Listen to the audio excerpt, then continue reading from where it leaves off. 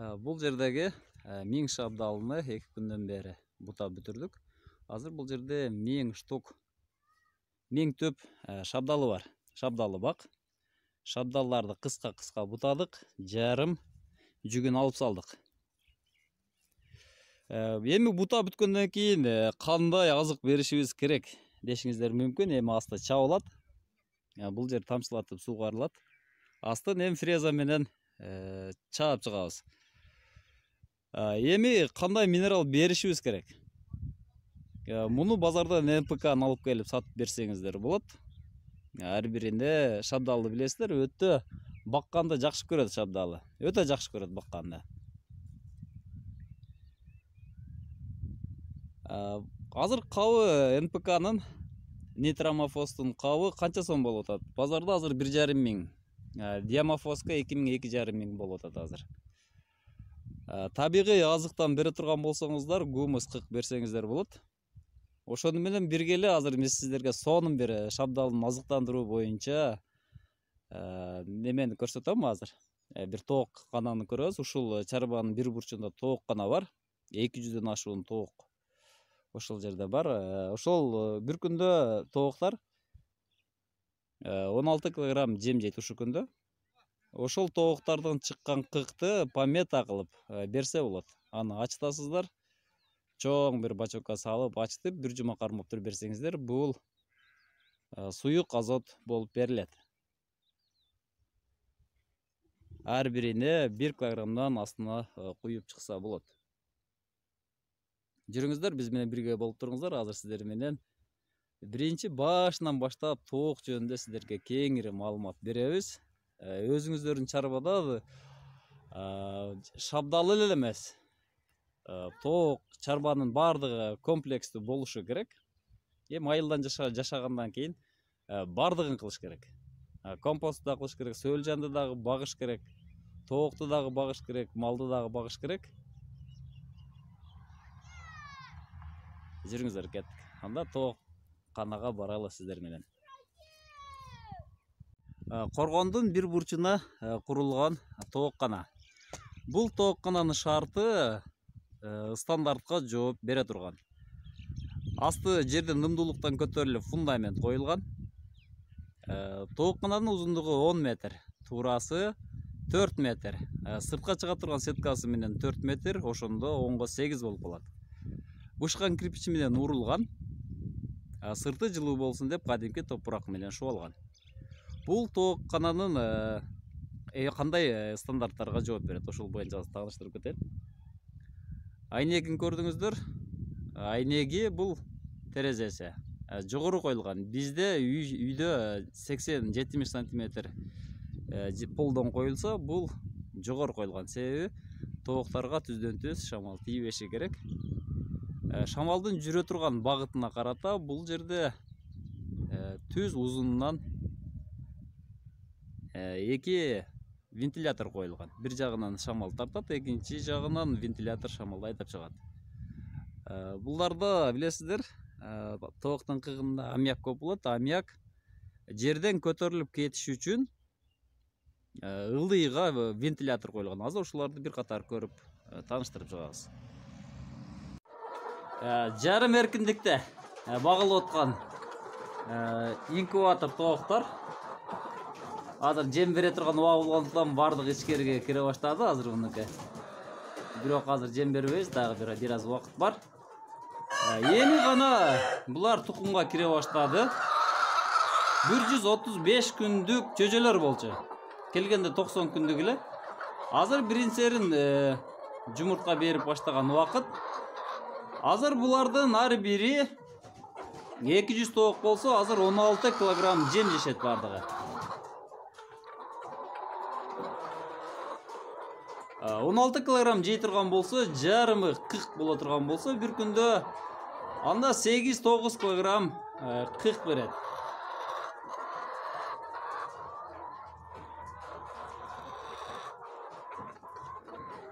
Булардын жем расход канча болот дей турган болсоңуздар, бул жерге светине, айлыгына, жемине болуп жумуртканын берген пайдасы 60% булар ошол расходко кетет. Арасында короздору бар бул жерде. Атайын короз кошулган. Эмне себептен атайын короз коштуңар дей турган болсоңуздар, корозду тооктун жумурткасы күчтүү болот. Берки сеткада багылган короз жок тоокторго караганда бул тооктардын жумурткасы күчтүү болот. Составы күчтүү. Арасында азыр мындай короздорду көрүңүздөр, арасында короздор жүрөт. Мендеги маалымат боюнча Япон илимпоздору изилдеп чыгышкан. Инкубатордук тоок, сеткадагы тооктордун жумурткасына караганда үйдүн жумурткасы, үй тооктардын жумурткасы бул күчтүү келет. Анткени алардын корозу болот экен, алардын гендик составы, гендик хромосома өзгөрөт экен. Адамдар айтып атышат азыр. Адамдар эмес, бир окумуштуулардын сөзү боюнча ушул гендин бузулушуна, адамзаттагы азыркы гейлердин пайда болушуна дагы ушул жумуртканын дагы таасири болушу мүмкүн деп атышат. Анткени азыр тооктардын көпчүлүгү булар сеткада тургандыктан булардын корозу жок. Булар жалаң гана женский деп коебузбу. Мындайча айтканда, булардын ургачылардын гана жумурткасын жейткенбиз. Мунун дагы генге болгон таасири болушу мүмкүн экен. Ошондуктан сунуштап кетет элем. Мүмкүн болушунча корозду тоок, үйдүн тооктордун жумурткасын жеш керек. Азыр бул жерде 200ден ашык тоок бар экен. Тоок бар. Азыр ичкерге кирелди. Булар да биздин аркабыздан нар жака жөнөйт азыр.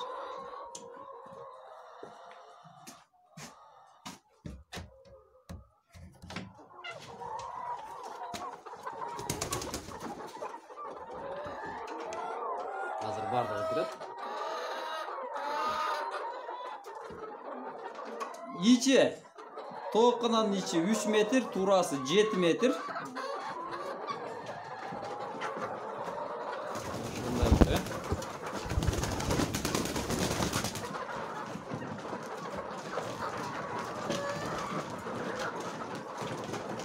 Бардыгы кирип атышат. Туугандар, бул жер норма, стандарт. Кечке жатканда булар мына ушул туурга чыгып жатышат. Чычкан кыгы жерге түшөт. Аммиак оор болгондуктан мына ылдыйкы вентилятор аркылуу чыгып кетет. Жогору көтөрүлгөн газ мына үстүдөгү вентилятор аркылуу чыгып кетет. Эми көрүңүздөр, туурасынан айнек коюлган мынакей. Бул жагынан шамал туура ушул жерден чыгып кетет. Тоокторго боло турган болсо, тооктор мына ушул туурда жатат дагы. Тоокторго түздөн-түз шамал тийбейт. Булар азыр бизден жем күтүп атат.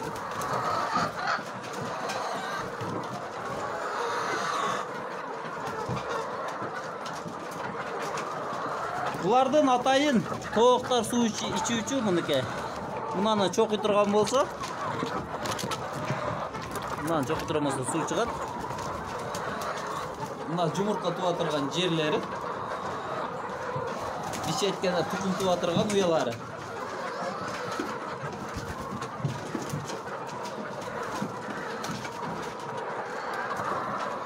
Кышында бул жерде тооктарды жылуу сакташ үчүн 16 градус ысыкта кармаш керек. Ошондо булар кышы бою жумуртканы токтотпостон туа беришет.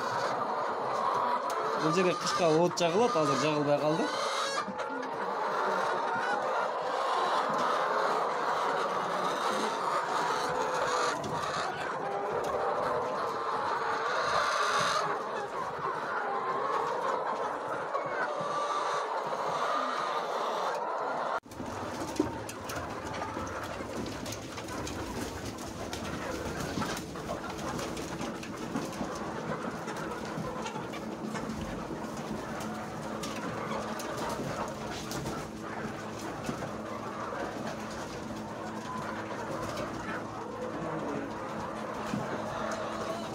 Жем берип атат маржанга.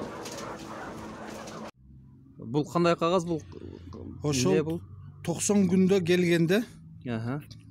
чөжө болуп 90 күндө келген. Aha. 90 günlük çözüler alıngan. Alıngan. 1 fevral günü gelgen. 1 fevralda. 5 kilogramdan gününe 15 kilogram cem berilgen. Aha. G3 degen. Buna. Korumdun atı G3. Korumdun atı. 8 fevralga da 200 gram koştum. 200 gram koştum. Gününe. Hı. Oşondo bir günde 15 kilo 200 bere başladım. 15 fevraldan başladım. Oşonda kança tovuğa oşunca verdi? 200. 200 ge. 1 Mart'tan başlap 16 kilo 200 boldu. Çoğun oygondan 8 Mart'tan başlap 16 kilo 600 boldu. Oşondoy tablitsa menen gel atıp hazır 15 Mart'tan başlap mına. Kuda kala 17 kilogramga götürdük. 17 kilogram bugün keçeden başladı da. T1 degen cem berip atабыз mına. Hazır T1 degen cem beriliyor da. Oşol. Hem budan nары ошондой кете берет көбөйүп.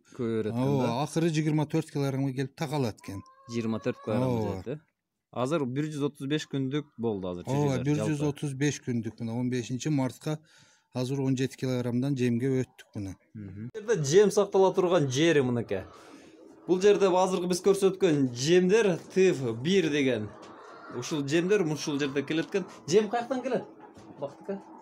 Жемди атайын корум сатып аласыздар? Oasis Agro деген. Oasis Agro ишканынан сатып аласыздар, э? Мына бул жерде мынакей 500 литрлик суу турат.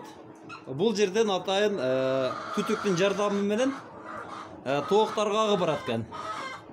Канча күнгө жетет ушул суу?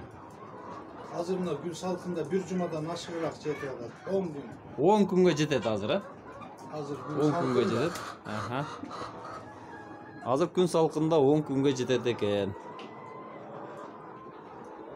Бүгүнкү биринчи жумуртка бүгүн тууй баштаптыр, кечеден баштаптыр. Бүгүн 2 жумуртка, кече 3 эле. Ооба, бүгүн да 3. 200дөн канча бир күндө алат? Эми Убагына жеткенде. Короздан сураш керек. Караздан сураш керек. 70% кем болуш керек. 70. Ошондо 150ден кем болбош керек экен да ошондо, э? 200 тооктон 150ден кем эмес тукум алыш керек. Бул стандарт экен. Азыр мынакей кичине гана кичинеге мынакей көрүп турасыздарбы? Биринчи жумурткалар кичине болот. Чөжөлөрдүкү.